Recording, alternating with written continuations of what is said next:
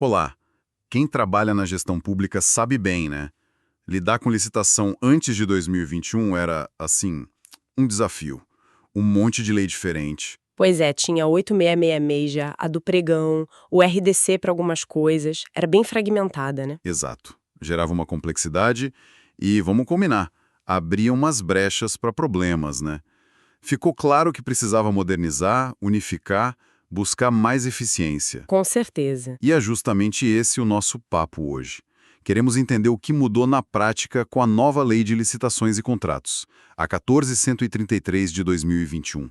Como isso afeta o dia a dia do gestor público? Isso, ela não é só uma lei nova, é um chamado para repensar a forma de contratar do governo, né? Perfeito. E para guiar a gente nessa conversa, vamos usar um material bem bacana, o Manual de Orientações e Boas Práticas na nova Lei de Licitações, que foi feito pela SEGES, a Secretaria de Gestão e Inovação. Ah, legal. É um manual super prático, pensado justamente para quem está na ponta aplicando a lei no dia a dia. Traduzindo o juridiquês, digamos assim. Ótimo. Então a missão aqui é descomplicar, né? Pegar o essencial da lei nova, comparar com o que era antes Isso. e focar no que realmente muda na rotina do gestor. Clareza e aplicação prática. Exato. E olha, a primeira coisa que salta aos olhos é o peso que a lei deu para o planejamento, para a fase preparatória. Antes, né, muitas vezes era só burocracia. É verdade. Agora não. A lei deixa claro, é a base de tudo. Tem os documentos aí que viraram cruciais nesse começo. Sim, o planejamento robusto é, talvez, a espinha dorsal da nova lei. Começa com o DFD, o Documento de Formalização da Demanda, que é basicamente registrar a necessidade, né? O pontapé inicial. Isso. Mas a peça-chave mesmo é o ETP, o Estudo Técnico Preliminar. Ele não é só um formulário, não. É ali que se justifica por que contratar, se analisa a viabilidade, se compara soluções de mercado e se escolhe o melhor caminho para o interesse público. É no ETP que a gente já começa a pensar nos riscos também. Ah, então acabou aquela coisa de sair comprando sem pensar muito antes? O ETP força essa análise inicial? Exatamente, o ETP exige essa reflexão. Qual o problema? Quais as soluções possíveis? Quanto vai custar, mais ou menos? O que a gente espera de resultado? Entendi. Tudo isso antes mesmo de detalhar o produto ou serviço lá no termo de referência ou no projeto básico. E essa análise de riscos, que tem que estar presente desde o início, ela culmina na matriz de riscos, Certo. que passa a ser obrigatória em contratos mais complexos, tipo obras de grande vulto, ou nos regimes integrado e semi-integrado. E tudo isso tem que conversar com o PCA, o Plano de Contratações Anual, né? Aquele planejamento maior do órgão. Perfeito. O PCA é o grande guarda-chuva. Todas as contratações que o órgão pretende fazer no ano têm que estar lá, amarradas com as demandas dos DFDs. Faz sentido. E tem que ser público, divulgado lá no PNCP, o Portal Nacional de Contratações Públicas. Isso dá transparência, previsibilidade. Já existem até ferramentas digitais para ajudar, sabe? Sistema ETP digital, modelos no comprasgov.br, para tentar padronizar e facilitar. Imagina assim, uma escola precisa comprar computador. O DFD diz, precisamos de 50. O ETP vai investigar. Por quê? Compra ou aluga? Qual configuração serve? Qual o custo? E os riscos? Tipo, o fornecedor atrasa, a tecnologia fica velha rápido. Exato. Aí o termo de referência detalha o computador escolhido, e essa compra tem que estar prevista lá no PCA da Secretaria de Educação. É essa a lógica. Para evitar dor de cabeça e gasto extra lá na frente. É sair do modo apagar incêndio. Falando em mudança visível, as modalidades de licitação. Saíram algumas, entrou uma nova, como ficou isso? Sim, a lei deu uma enxugada, reorganizou, acabou tomada de preços e convite, que eram muito ligadas a valor, né? Tinha aquela tabela de limites. Isso. Agora a escolha depende mais da natureza do que vai ser contratado. O pregão continua firme e forte, preferencialmente eletrônico, para bens e serviços comuns, inclusive os de engenharia comuns. A lei deixa isso claro. Ah, bom saber. Temos a concorrência para bens e serviços especiais, obras, serviços de engenharia, o concurso para trabalho técnico, científico, artístico e o leilão para vender bens da administração. E a novidade? O tal do diálogo competitivo. O nome já assusta um pouco. Para que serve isso? O diálogo competitivo é fascinante. Ele parte do princípio que, às vezes, a administração não sabe exatamente qual é a melhor solução para um problema muito complexo, principalmente inovação, tecnologia. Tipo o quê? Pensa em contratar, sei lá, um sistema super moderno de gestão de tráfego para a cidade, ou uma solução completamente nova para tratar lixo. A administração não tem o projeto prontinho na mão. Entendi. E aí, como funciona? A ideia é lançar um edital chamando interessados para apresentar propostas iniciais e depois dialogar com os que forem pré-selecionados. Dialogar. Como assim? Conversar mesmo? Nessas conversas, a administração e os licitantes vão juntos desenvolvendo, refinando as soluções técnicas possíveis. Só depois desse diálogo é que as empresas apresentam a proposta final. É mais iterativo, sabe? Focado em achar a melhor resposta para um desafio sem solução óbvia. Parece ótimo para inovação, mas não corre o risco de virar um processo muito longo, difícil de gerenciar pela administração? É um risco real, sim. O diálogo competitivo exige uma capacidade técnica e de gestão desse diálogo muito grande da administração. Imagino. Precisa planejar bem as fases, ter critérios claros e gente capacitada para conduzir. Não é para qualquer coisa, sabe? É para aquelas contratações realmente complexas e inovadoras onde as outras modalidades não encaixam bem. É uma ferramenta poderosa, mas tem que usar com critério. Ok. Modalidades reorganizadas. Mas talvez a mudança mais sentida no dia a dia, em termos de agilidade, seja a inversão de fases, né? Virou regra. Sim, essa é uma das que mais impactam na velocidade do processo. A regra geral agora é: primeiro julga a proposta preço, ou técnica e preço, classifica melhor e só depois vai analisar os documentos de habilitação daquela empresa que ganhou. Nossa, isso economiza um tempo absurdo. Antes era olhar papel de todo mundo para só depois ver o preço. Exatamente. Pensa numa licitação com 50 empresas. Analisar a habilitação de todas era um trabalho gigantesco, demorado. Agora o foco inicial é na proposta mais vantajosa. E a papelada fica só pro vencedor. Isso. A análise profunda da documentação fica concentrada nele. Claro, se ele for inabilitado, chama o segundo e assim por diante. A lei até permite umas flexibilizações, tipo checar a parte fiscal, social e trabalhista só lá no finalzinho. Mas a lógica central é essa: julgar primeiro, habilitar depois. Faz todo sentido. E na hora de julgar, quais critérios a administração pode usar? Teve novidade aí também. Teve uma reorganização e uma novidade interessante, sim. Continuamos com os critérios mais conhecidos: menor preço ou maior desconto, que se explicam sozinhos. Certo. Melhor técnica ou conteúdo artístico para coisas mais intelectuais, criativas, a combinação de técnica e preço buscando aquele equilíbrio, o maior lance, que é específico do leilão, e a novidade, o critério de maior retorno econômico. Maior retorno econômico, como assim? Esse critério foi feito sob medida para os contratos de eficiência. A ideia é contratar um serviço que gere economia para a administração. Um exemplo. O clássico é modernizar a iluminação de um prédio público. A empresa vai lá, instala LED, que gasta menos, e a administração paga ela com base num percentual da economia que ela gerou na conta de luz. Ah, que interessante. O critério de julgamento, nesse caso, não é o menor preço do serviço em si, mas qual proposta oferece a maior economia para a administração, ou seja, o maior retorno financeiro para ela. Entendi. Bem focado em resultado.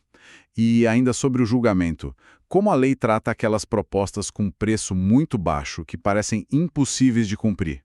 A inexequibilidade. A lei se preocupa com isso, claro. Preço baixo demais pode ser sinal de que a empresa não vai entregar com qualidade, né?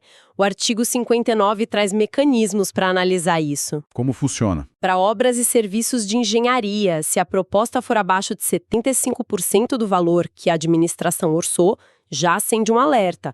A empresa tem que comprovar que consegue fazer naquele preço. E para bens e serviços em geral? Valores abaixo de 50% do orçamento já são um indício forte de inexecuibilidade.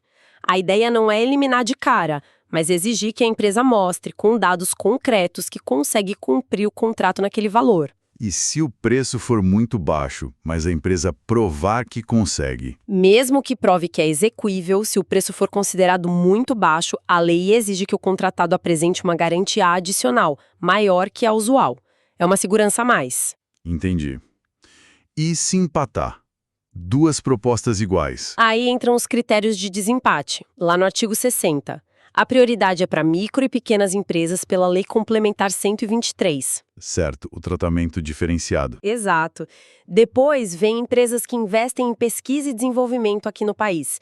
E um ponto super importante agora: empresas que comprovadamente têm um programa de integridade, o famoso compliance. Ah, o compliance ganhando peso aí então também. Muito. Falando em contrato. Então, passou licitação, assinou o contrato. O que mudou na gestão desse contrato? Prazos, garantias, alterações? A lei trouxe mudanças bem significativas aí também. Na duração, por exemplo. A regra geral ainda ligada ao orçamento anual, mas tem várias exceções para prazos mais longos. Como assim? Serviços contínuos, tipo limpeza, vigilância, podem chegar a 5 anos e ainda serem prorrogados por mais 5. Aluguel de equipamento, licença de software pode ir até 10 anos. E aqueles contratos de eficiência que falamos? Podem ter prazos bem longos, até 35 anos se tiver investimento alto do contratado, para dar tempo de recuperar o investimento com a economia gerada. Nossa, 35 anos? Isso dá mais segurança para projetos de longo prazo, imagino. Sem dúvida. Outro ponto: garantias contratuais. Exigir ou não garantia ainda é, em regra, uma decisão da administração. Mas se ela exigir, quem escolhe a modalidade, caução, seguro-garantia, fiança bancária é o contratado. Ah, isso mudou? Mudou. Os percentuais geralmente são 5%, podendo chegar a 10% em obras grandes, e tem uma novidade importante no seguro-garantia para obras de grande vulto: a cláusula de step-in. Step-in. O que é isso? É a possibilidade da seguradora assumir a obra se o contratado original falhar. Para ter essa cláusula, a garantia pode chegar a 30% do valor do contrato. É uma proteção extra bem forte para a administração. Entendi. E a matriz de riscos que a gente falou lá no planejamento, ela volta no contrato? Volta sim, e com força. A divisão de responsabilidades por riscos futuros incertos, que foi definida lá na matriz, tem que estar clara no contrato, principalmente nos mais complexos. Para que isso? Para definir de quem é a responsabilidade se acontecer algo inesperado, sabe? Uma variação cambial muito grande, um problema geológico que não estava previsto na obra. Isso dá mais segurança jurídica e evita briga depois sobre quem paga a conta. Faz sentido. E os famosos aditivos, as alterações contratuais, como ficou? A lei mantém limites para alterações quantitativas que a administração pode impor. Geralmente, até 25% para mais ou para menos sobre o valor inicial atualizado do contrato. Certo, limite de 25%. Isso. Já as alterações qualitativas, que mudam a essência do que foi contratado, continuam precisando de acordo entre as partes. A lei também detalha melhor as regras para reajuste, repactuação de preços, para tentar manter o contrato equilibrado financeiramente. E a subcontratação? É permitida, dentro dos limites que a administração autorizar no edital e no contrato, mas tem vedações, claro. Não pode subcontratar a parte principal do objeto, nem para a empresa que tem alguma ligação com o agente público envolvido na licitação, por exemplo. Ok, a gente viu muitas mudanças nos processos, mas pensando no gestor público, lá na ponta, no dia a dia, qual o impacto maior disso tudo? O que ele precisa ter na cabeça agora? Olha, se eu pudesse resumir numa expressão, seria planejamento estratégico. A lei força o gestor a pensar a contratação não como um ato isolado, sabe? Mas como parte da estratégia do órgão, ligada a objetivos com riscos mapeados. Então, fazer um bom ETP, ter um PCA realista, analisar riscos. Exato. Dá mais trabalho no começo. Dá. Mas a aposta da lei é que isso vai diminuir problema lá na frente. Aditivo emergencial, obra parada, questionamento de órgão de controle. Mas não tem o risco dessa ênfase toda no planejamento gerar uma paralisia por análise? O gestor ficar com medo de errar no ETP e não contrata? Esse é um ponto de atenção importante, sim. O planejamento tem que ser robusto, mas também proporcional, né? Não dá para exigir o mesmo detalhe para comprar caneta e para construir um hospital. Claro. A chave é o bom senso e capacitar as equipes para usar essas ferramentas de forma eficaz, não só para cumprir tabela. O manual da CEGES, os modelos, ajudam nisso. Outro ponto que parece que ganhou muito destaque é governança e integridade, o compliance. Como isso vira prática? A lei colocou a governança num nível estratégico mesmo. A alta administração do órgão, os dirigentes, são responsáveis por implementar mecanismos de liderança, estratégia e controle nas contratações. O que isso significa na prática? Ter processos claros, gestão de riscos ativa, garantir que o pessoal envolvido seja capacitado, que atue com integridade. E o programa de integridade das empresas contratadas ganhou muita força. Como assim? Ele é obrigatório para contratos de grande vulto, vira critério de desempate na licitação e pode até diminuir uma sanção se a empresa tiver problema depois.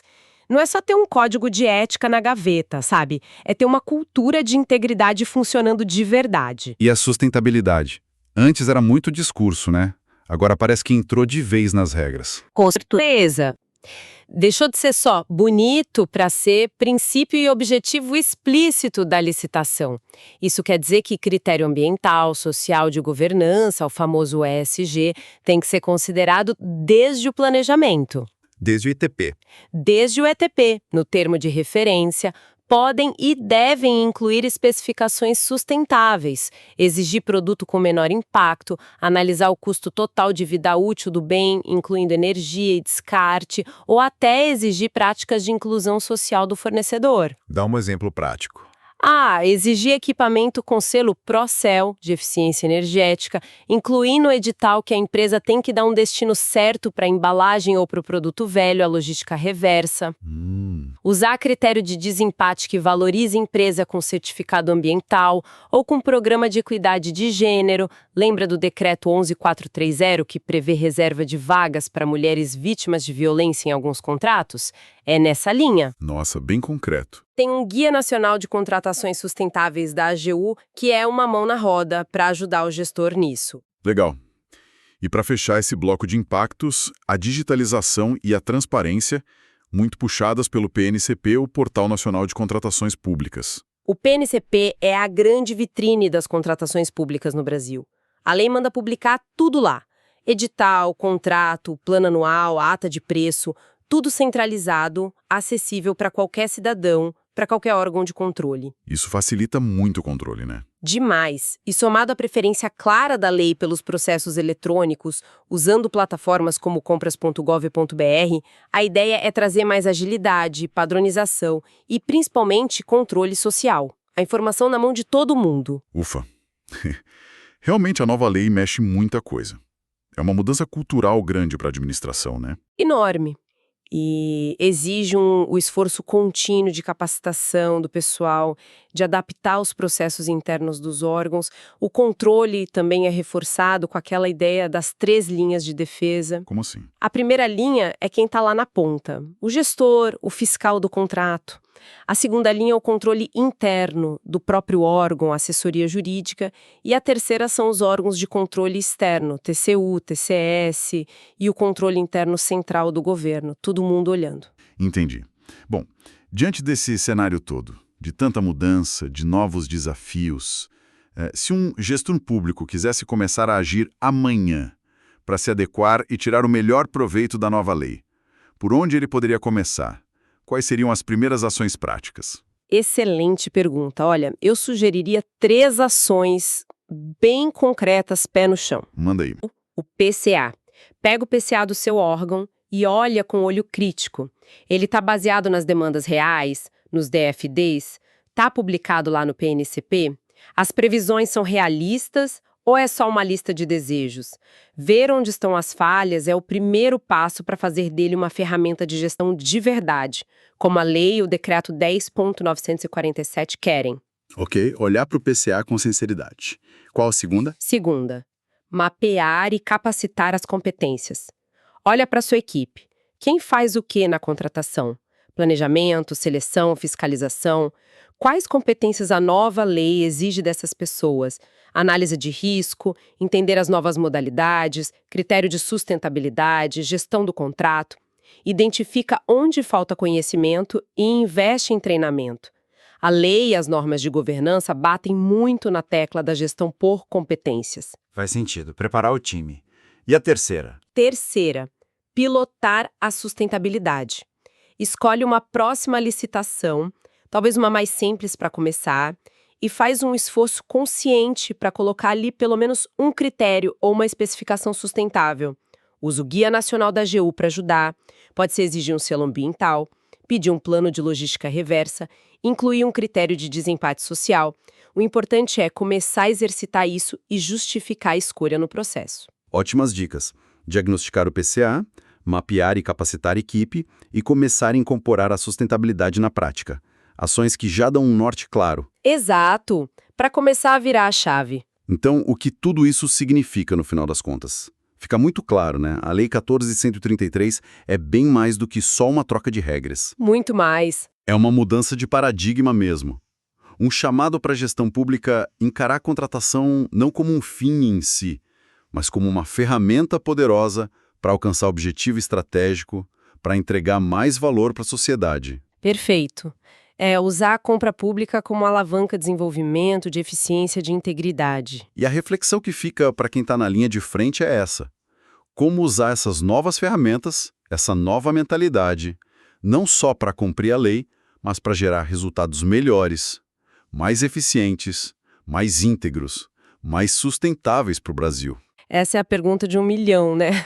Com essa provocação, a gente encerra a nossa conversa de hoje. Foi ótimo. Igualmente, assunto denso, mas fundamental.